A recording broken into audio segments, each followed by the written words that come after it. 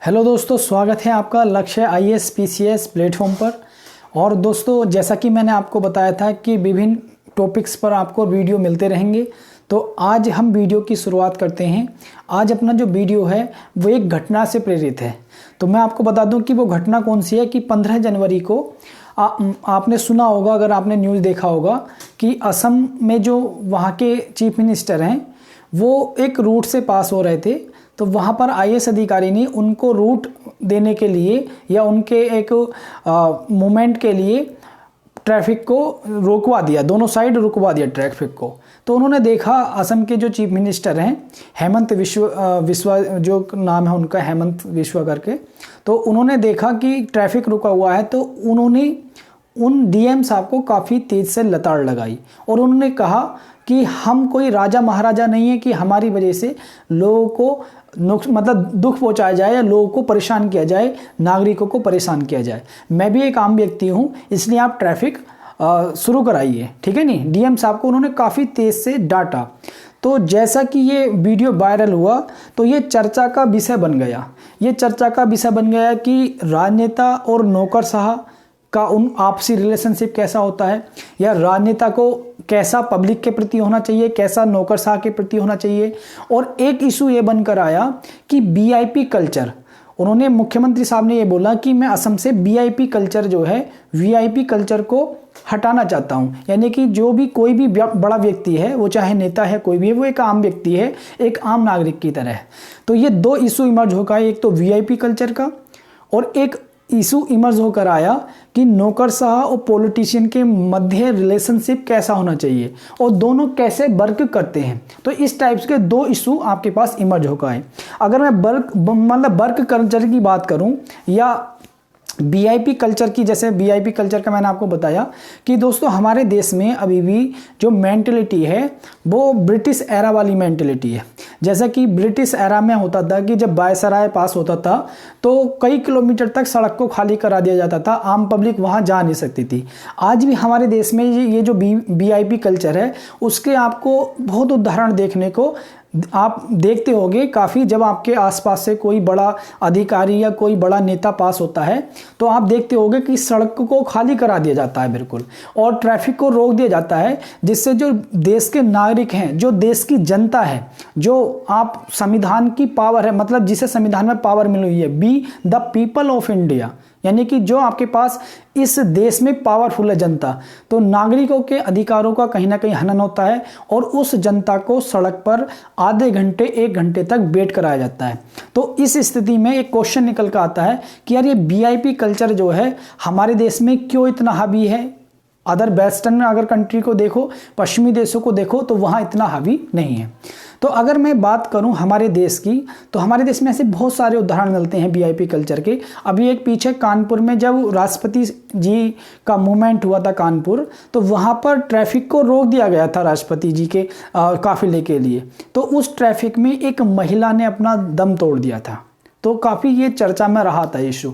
और फिर अगर एक घटना की बात करूं मैं, तो मध्य प्रदेश में, तो मध्य प्रदेश में राजनाथ सिंह का एक हेलीकॉप्टर को उतारने के लिए हेलीपैड पर उधर के आसपास के 20 गांवों की बिजली कट कर दी गई थी। यानी कि वो गांव मतलब 15 से 20 मिनट बिल्कुल मतलब विदाउट एनी इलेक्ट्रिसिटी रहे। तो ये जो वर्क कल्चर देखने मिलता है, और आप भी देखते होंगे आपके आसपास कोई सांसद है या कोई बड़ा अधिकारी है, एसपी साहब हैं या और कोई बड़ा अधिकारी है, उनका मूवमेंट होता है तो पब्लिक को बिल्कुल रोड से अलग कर दिया जाता है। तो इससे न केवल एक सोशल भेदभाव भी है लोगों के साथ, या कॉन्स्टिट्यूशनल भेदभाव भी है उनके अधिकारों के साथ, और इससे एक इकोनॉमिक इफेक्ट भी पड़ता है। जब ट्रैफिक को रोका जाता है तो बहुत सारी इकोनॉमी में भी आपके पास हमें नुकसान देखने को मिलता है, ठीक है नहीं, क्योंकि जो आपूर्ति श्रृंखला है वो भी कहीं ना कहीं बाधित हो जाती है, और भी आपके पास कई सारे इशू इमर्ज होकर आते हैं। तो मैंने आपको वर्क कल्चर के बारे में ये बताया, और मैंने अभी ये भी बताया आपको कि ये वर्क कल्चर इमर्ज क्यों हुआ, क्योंकि हम लोग जागरूक नहीं हैं, नागरिक जागरूक नहीं है। राजनेता जो जनता के द्वारा ही चुने जाते हैं, जिन लोगों को हम ही पावर देते हैं, या जो अधिकारी बड़े पढ़ाई लिखाई कर आपके पास आते हैं सेवा में, तो वो अपनी सेवा के जो अर्थ है उसी चीज को भूल जाते हैं। आपने देखा होगा बहुत सारे राजनेताओं से आपने बात की होगी, तो हमेशा राजनेता यही कहता है कि हम तो भाई तुम लोगों के लिए, तुम लोगों की सेवा के लिए राजनीति में आए। लेकिन जैसे ही उन्हें पद मिल जाता है तो वो जन सेवा, भाई राजनेता आपके पास जन सेवक है, लोक सेवक है, और पब्लिक सर्वेंट जो ब्यूरोक्रेट्स होते हैं, जो नौकरशाह हैं, वो भी आपके पास लोक सेवक हैं। लेकिन वो उस शब्द का जो मेन उसकी आत्मा है, उसका जो एक मेन मोटिव है, वो भूल जाते हैं। शुरुआती स्तर पर तो हर व्यक्ति या हर कोई व्यक्ति जो सर्विस में आना चाहता है, ब्यूरोक्रेट्स बनना चाहता है, वो भी यही कहता है कि मैं समाज के लिए कुछ करूंगा जाकर, या राजनेता भी यही कहता है कि मैं राजनीति में लोगों की भलाई के लिए आया हूं, मैं एक लोगों की सेवा करने के लिए आया हूं। लेकिन जैसे ही पद मिल जाता है तो वो अपने विशेषाधिकारों को ज़्यादा वरीयता देने लगते हैं। तो ऐसे में क्या होता है, जो आम व्यक्ति है, जो आम जन है, जिसके पास संविधान में जिसे पावर दी हुई है, तो आम जन कहीं ना कहीं उनके विशेषाधिकारों के आगे कुचला जाता है। तो आज हम जो समझेंगे ये जो वर्क कल्चर है इन दोनों राजनेताओं की और ब्यूरोक्रेट्स की, उनका क्या वर्क कल्चर है, कैसे काम करते हैं, और ये जो देश में वीआईपी कल्चर का सिस्टम है, ठीक है नहीं, ये कैसे हावी होता चला जा रहा है। आज आप देख रहे हो राजनीति में भी कुर्सी की लड़ाई चल रही है। आपके पास जो एक बार नेता बन जाता है या जो एक बार बड़े पद पर पहुंच जाता है, वो आम पब्लिक को कीड़े मकोड़ों की तरह समझने लगता है। तो ये जो वीआईपी कल्चर समाप्त कब होगा, जब हम लोग जागरूक होंगे और जो पदों पर बैठे हुए नौकरशाह हैं या राजनेता हैं, वो आम नागरिक को भी एक प्रकार से अपने समान समझेंगे और उसमें घुल मिलने की कोशिश करेंगे। तब ये कहीं जाके वीआईपी कल्चर खत्म होगा। क्योंकि इतना पढ़ लिखने के बाद भी जब कोई नौकरशाह बनता है या पढ़ा लिखा व्यक्ति राजनेता बनता है, उसके बाद वो जब विशेषाधिकारों पर आपके पास टिक जाता रहा कर, तो जो जन सेवा का मामला है वो खत्म हो जाता है। तो अगर आप कोई भी सर्विस ज्वाइन कर रहे हैं लोक सेवा की, या फिर आप पॉलिटिक्स में आ रहे हैं, तो दोस्तों हमेशा ध्यान रखना कि पब्लिक की सेवा के लिए जाएं, वो आपका कर्तव्य है, वो जन सेवा के लिए जाएं। अगर विशेषाधिकारों के लिए आप जा रहे हैं तो आपका जो अस्तित्व है वो बहुत कम समय के लिए रहेगा, क्योंकि विशेषाधिकार हमेशा आपके पास नहीं रहने के। क्योंकि गांधी जी की यहाँ पर एक बात याद आती है कि गांधी जी ने खुद ही कहा था कि जब कभी आपको अपना निरीक्षण करना हो, आपको ये देखना हो कि आपके किसी कार्य से, ठीक है नहीं, आपका कौन सा कार्य सही है गलत है, तो अपने दिल पर हाथ रखकर ये कहना कि मैं जो ये काम कर रहा हूँ वो काम गरीबों के लिए, उसे क्या फ़ायदा होगा उस काम से, या मैं जो स्टेप ले रहा हूँ, या मैं आपके पास जो भी वर्क कर रहा हूँ अपने जीवन का, उससे उस लाइन में खड़े अंतिम व्यक्ति तक लाभ पहुँच पा रहा है कि नहीं पहुँच पा रहा। अगर वो लाभ पहुँच पा रहा है, वो भी लाभान्वित हो रहा है, तो आप सही रास्ते पर हैं। ऐसा गांधी जी ने बताया था, ठीक है नहीं। तो ये तो हुआ आपके पास वीआईपी कल्चर का। अगर आप ब्यूरोक्रेट्स बनते हैं, राजनेता बनते हैं, अच्छी बात है बनना, सबका अपना लक्ष्य होता है और देश की सेवा। लेकिन दोस्तों जन सेवा के लिए जुड़ना कभी भी, विशेषाधिकारों के लिए मत जुड़ना। अगर आप जन सेवा के लिए जुड़ोगे तो ये भारत विश्व गुरु बनने की ओर अग्रसर होगा। अगर आप केवल विशेषाधिकारों के लिए जुड़ोगे तो देश जो है अवनति की ओर जाएगा। क्यों? क्योंकि नौकरशाह और राजनेता इस देश को चलाने में महत्वपूर्ण भूमिका निभाते हैं। वो अब हम सीखेंगे, ठीक है नहीं, कि जो नौकरशाह हैं उनका क्या रोल होता है और जो राजनेता है वो कैसे काम करते हैं, नौकरशाह कैसे काम करते हैं।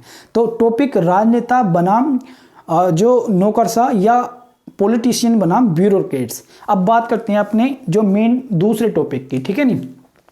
हम देखेंगे कि जो लोकतांत्रिक दृष्टिकोण है जिसको अपनाकर राजनेता काम करते हैं, और जो नौकरशाही दृष्टिकोण है जिसको अपनाकर नौकरशाह काम करते हैं। तो हम शुरुआत करेंगे डेमोक्रेटिक एटीट्यूड से, लोकतांत्रिक दृष्टिकोण से। तो जो राजनेता हमारे आपके पास होते हैं, उनका जो डिसीजन होता है वो किस चीज़ पर बेस्ड होता है, पब्लिक या पॉपुलर ओपिनियन पर।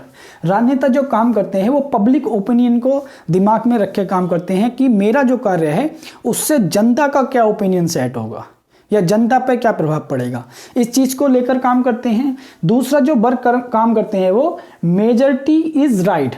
वो ये सोचते हैं कि जो आपके पास मेजॉरिटी होती है वो सही होती है। तो हमारा कोई भी काम ज़्यादा लोगों तक ओपिनियन बनाए या ज़्यादा लोगों के ओपिनियन के हिसाब से राजनेता काम करते हैं, क्योंकि उन्हें अपनी जो राजनीतिक प्रक्रिया है उन्हें चलाना होता है। उसके बाद तीसरा जो वर्ग आता है सपोर्टेड बाय इलेक्टेड रिप्रेजेंटेटिव, क्योंकि राजनेता जो है एक चुने हुए व्यक्ति होते हैं जो जनता के द्वारा चुने हुए जाते हैं, जनता के द्वारा चुने जाते हैं, और वो कोशिश करते हैं कि उनका जो भी कार्य है वो जनता को ध्यान में रखकर कोशिश करते हैं।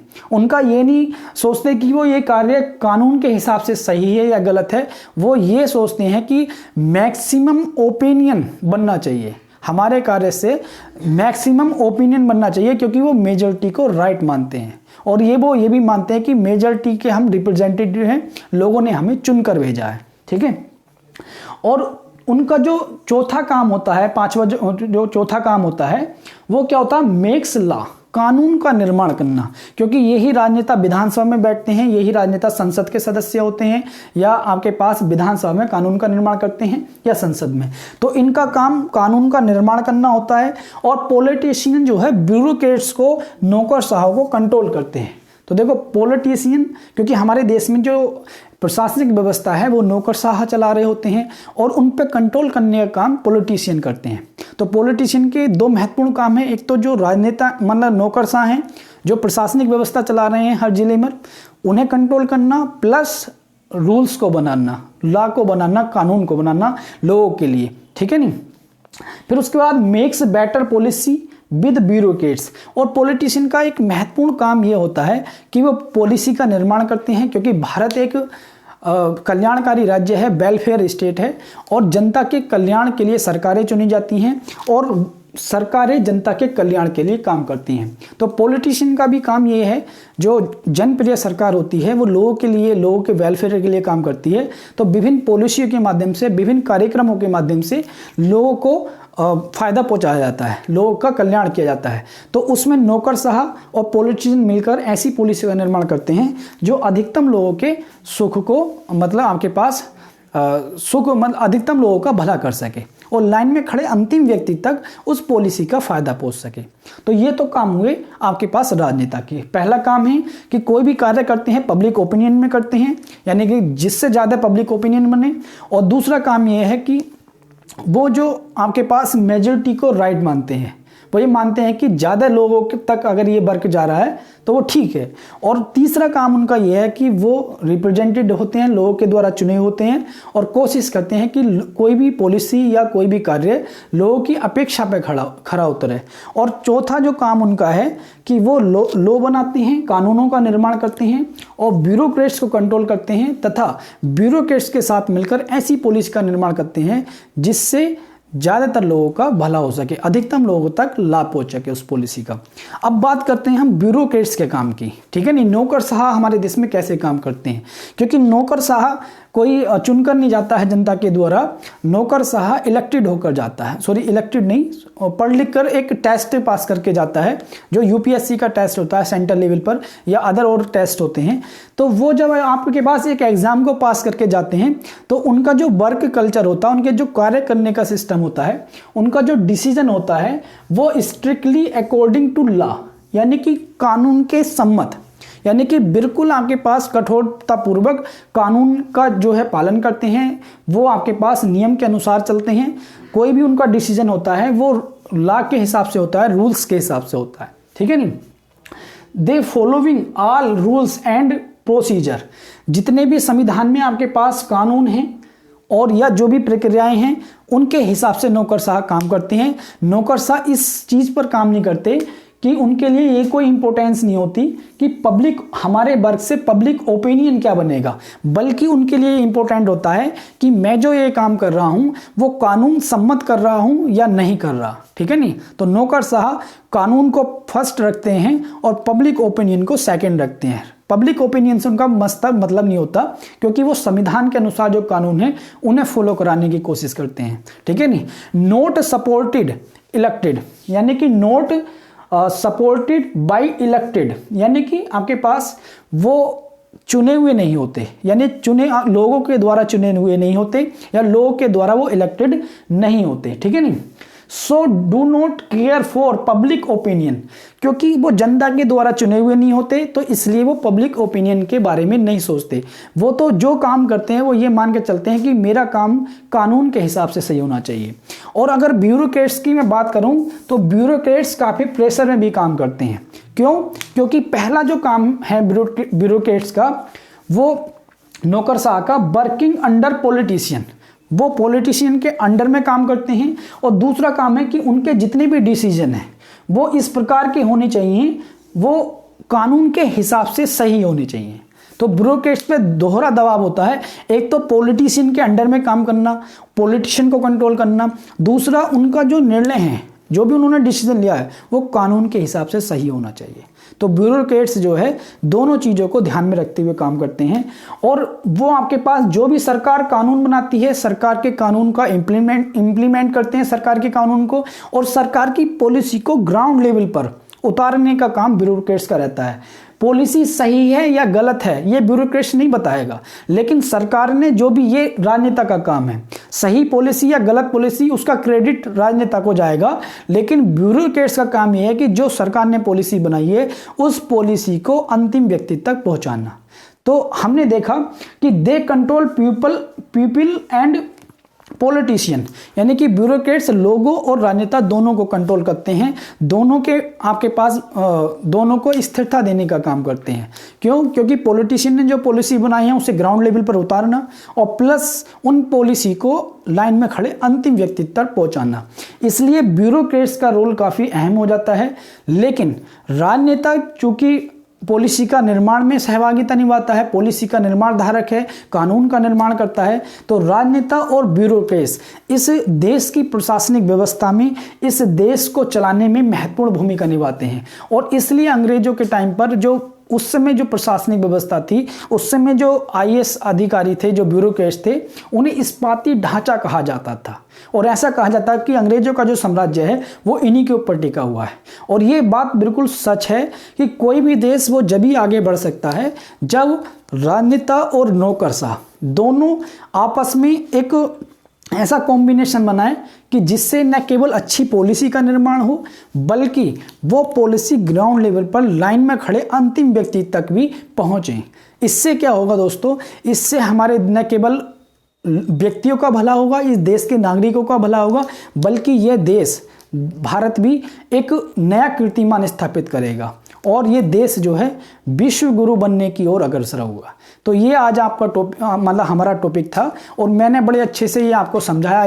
आई होप आपके समझ में आया होगा कि ब्यूरोक्रेट्स किस जो वर्क कल्चर क्या है ब्यूरोक्रेट्स की, और राजनेता किस हिसाब से काम करते हैं। और मैंने सबसे शुरू में जो मौखिक बताया वो वीआईपी वर्क कल्चर के बारे में बताया। और राजनेता को ब्यूरोक्रेट्स का भी सम्मान करना चाहिए। जैसा कि हेमंत विश्वा ने, जो आपके पास चीफ मिनिस्टर थे असम के, उन्होंने डांटा, और डांटना नहीं, क्योंकि ये सही है कि ब्यूरोक्रेट्स की सुरक्षा भी आपके पास हो रही। ब्यूरोक्रेट्स का काम सुरक्षा प्रोवाइड कराना भी होता है नेता को, तो वो अपने अकॉर्डिंग टू लॉ काम करता है, वो प्रोटोकॉल के हिसाब से काम करता है। लेकिन पब्लिक में ऐसे डांटना वो सही नहीं है, क्योंकि दोनों ही इंपॉर्टेंट पिलर हैं प्रशासनिक व्यवस्था के, राजनेता भी और ब्यूरोक्रेट्स भी। तो दोनों को एक साथ समन्वित होकर मतलब स्टेट को आगे बढ़ाना है, देश को आगे बढ़ाना है और लोगों के उद्धार के लिए काम करना है। ठीक है दोस्तों, अगर आपको हमारे प्रयास अच्छे लग रहे हैं, अगर आप चाहते हो कि इसी टाइप के वीडियो और आते रहें विभिन्न टॉपिक्स पर, तो दोस्तों प्लीज़ लाइक और शेयर कीजिए वीडियो को और चैनल को सब्सक्राइब कीजिए। और 1 मिनट भी नहीं लगता चैनल को सब्सक्राइब करने में, और साथ में जो बेल आइकन होता है उसे भी आप दबाइए कि जितने भी आगे की नोटिफिकेशन है वो आपको मिल जाए। अगर जो बच्चे आईएएस वाले जो जीएस बैच से जुड़ना चाहते हैं तो डिस्क्रिप्शन बॉक्स में टेलीग्राम लिंक भी है और ईमेल आईडी भी है, तो संपर्क कर सकते हैं। और अपना एक फिलॉसफी का भी बैच शुरू होगा, optional philosophy optional Hindi medium के लिए। तो जो बच्चे फिलॉसफी ऑप्शनल लेना चाहते हैं तो वो भी संपर्क कर सकते हैं। ठीक है दोस्तों, मिलेंगे अगले वीडियो में एक नए टॉपिक के साथ। जय हिंद, मिलते हैं अगले टॉपिक में। ठीक है।